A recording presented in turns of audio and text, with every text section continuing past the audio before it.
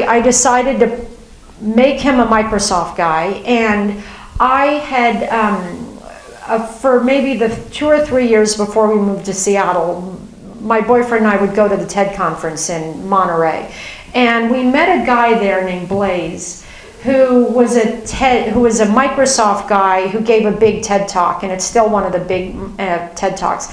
And I found him really just charming and attractive and low key, and he was just like a really neat guy. And we just talked for a little bit, and he was in my mind when I wrote. I thought, okay, I know, I'll make him like that Blaze guy, you know. And then you could look up his TED talk on TED, and so I would just watch Blaze's TED talk and think like, okay, that's who my husband is.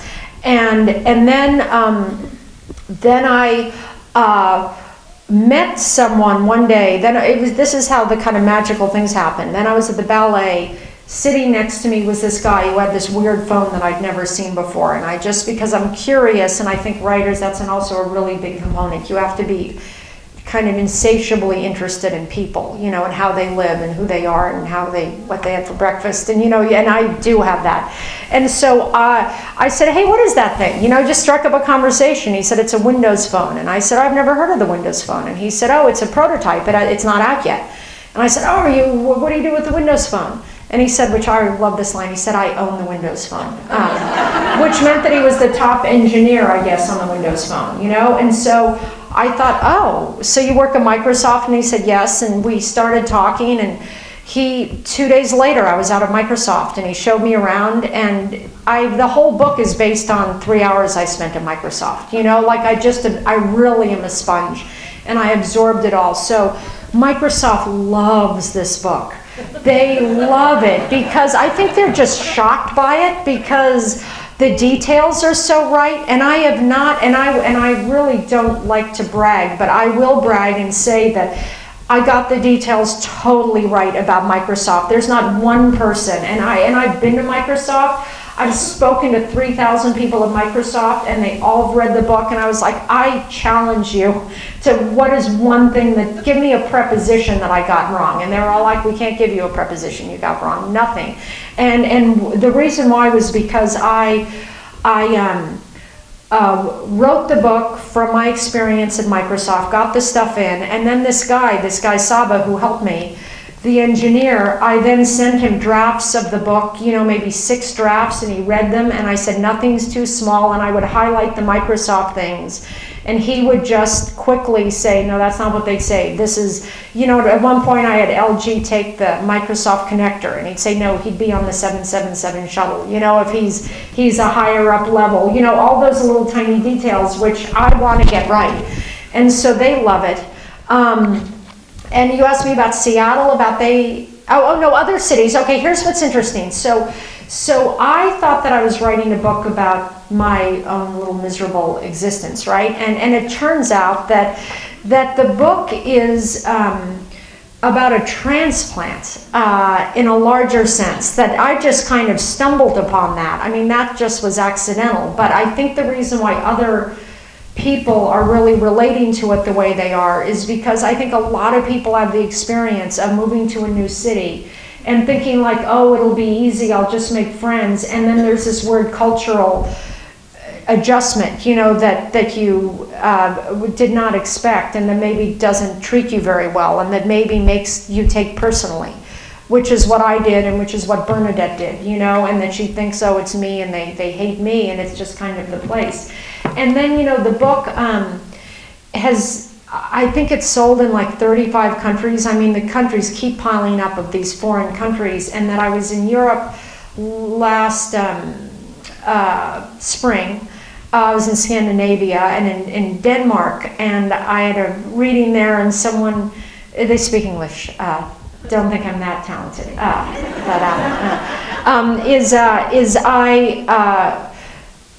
Everybody loved the book because what they said, I thought this was funny, is they said, oh, you just nailed the spelt moms. And I said, what's that? And I guess it's like gluten-free moms who and they call them spelt moms, right? Because they don't eat wheat, they just eat spelt. And so I guess they have this like kind of private school, neurotic mother, everything, nothing but the best for my kid, that's not doing the kids any favors, and everyone knows it, but everyone's too neurotic to stop it, you know? And so it's like that thing that I kind of write about in the book, that at least I was surprised that that's what in Copenhagen that they were getting, because I actually thought that what the interest of the book was especially on a foreign level, was like making fun of Americans, you know, but that's not really how they see it. I also think there were a lot of accidents that I just lie in bed and go, wow, that was a lucky choice that I had no idea the implications of. And one of it was Microsoft, you know, because I could have made up a tech company, come up with some name, and but I didn't, because I'm kind of fearless on the one hand. I'm not really worried about upsetting people. And incidentally, I didn't upset anyone at Microsoft. I mean, there's some crazy characters running around Microsoft, but they all love Microsoft, you know.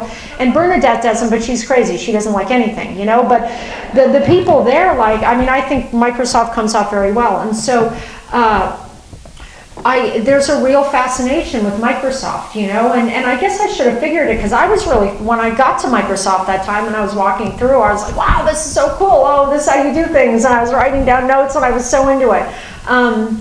And I was fascinated, but I guess I just thought that was just me and my weird curiosity. But everyone else, you know, is very interested in the culture and how it works. And in fact, right now I'm writing the movie for the book. And I'm in the middle of that right now. I was doing it this morning, and I did the first draft. I just got notes from the producers, and in between, you know, right before I started the screenplay, I went out to Microsoft again, and I called up my friends there, and now I'm friends with Blaze again. And so Blaze, I then started worrying that, like, oh my God, this guy I met at TED once 6 years ago thinks I'm in love with him, and that I've like invented this life where I'm married to him, and he's going to remember me, or somehow if it gets out, that is really bad. So I sent him a copy of The Galley, him and his wife, because I don't want the wife thinking, oh, this is some stalker's way of like trying to break up the marriage. And so I sent them a book, and they both just loved it. And now they're good friends. We're going to Thailand with them over Christmas with our kids. We're going on a bike trip, you know, with another Microsoft family. So it's funny. I was talking about the movie. So I then, before I wrote the next, started the movie, I thought I want to go out to Microsoft. So Blaze showed me around, Saba showed me around, and I just spent some more time, because I realize now that that's a real selling point, you know, that people are so interested in that. So I went out there just to get some more details and good stuff about Microsoft. So there's actually a lot of Microsoft stuff in the screenplay. And now it's like, wait, isn't it occurring to anybody that they're not going to let us film at Microsoft? But look, that's their problem. So anyway, I feel like, why are they so certain? Yes. At the Hugo House. Does anybody know the Hugo House? It's, you know what, it's not at a university, because I couldn't deal with the academia thing. I just felt like I'm just have too short of a temper to try to navigate that. But it's at this place called Hugo House, which is a writing house that's really fabulous, and I do novel writing workshops. And so I just finished one that was a whole week. You know, 8 hours Monday through Friday. I think they were all kind of shocked by me, because I was like, we're ordering in, we're not leaving, you know, and they were like, what? You know, but that's how I work. That's what TV writing is. And I was like, look, you guys can go off on long lunch breaks, and we can break every hour, but you got me in the room, you know, and if I were you, I want to learn from me, you know, I mean, that's, yeah.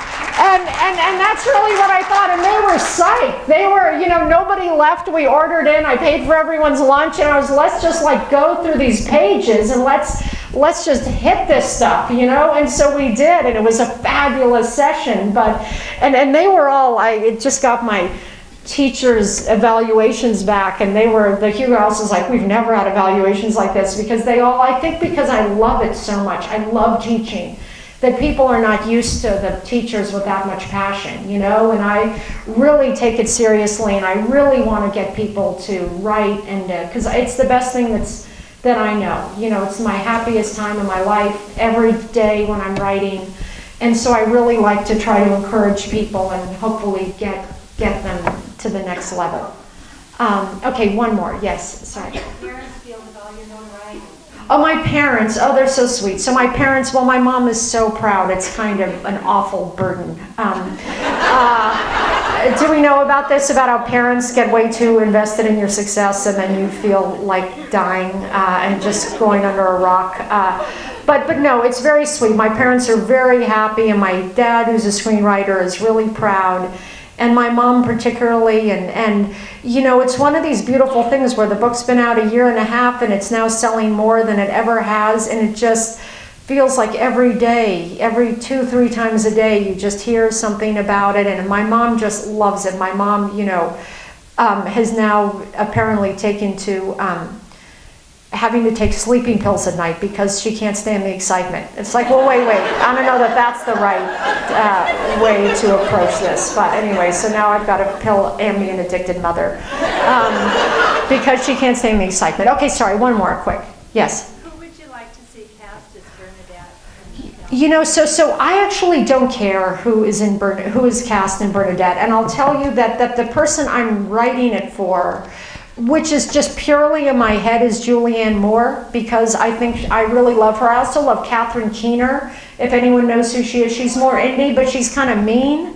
And I feel like we need someone who can have that kind of mean note, you know what I mean? And the big actresses who people are talking about, you know, because I have really big producers, a really big studio, like this thing's gonna get made, you know, I really believe that.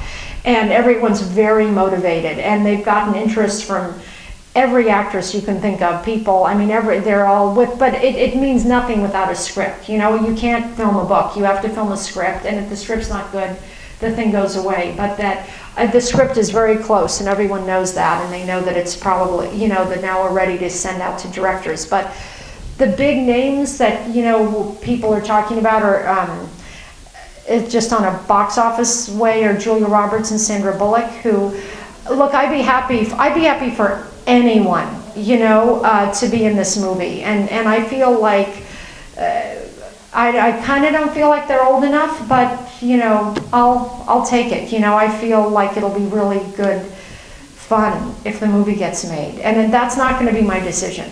You know, it'll be the director's decision, and we're not attaching any actress right now, even though they all want to be attached, because it doesn't cost them anything, and then but it costs us a lot, because then we have to wait for them in their schedule, and then you know what I mean? So we're kind of waiting, get the script, get a director, and hopefully we'll go out to directors in a couple weeks, and that could happen quickly, you know, and then they hire the actress, because you need them to be the bosses.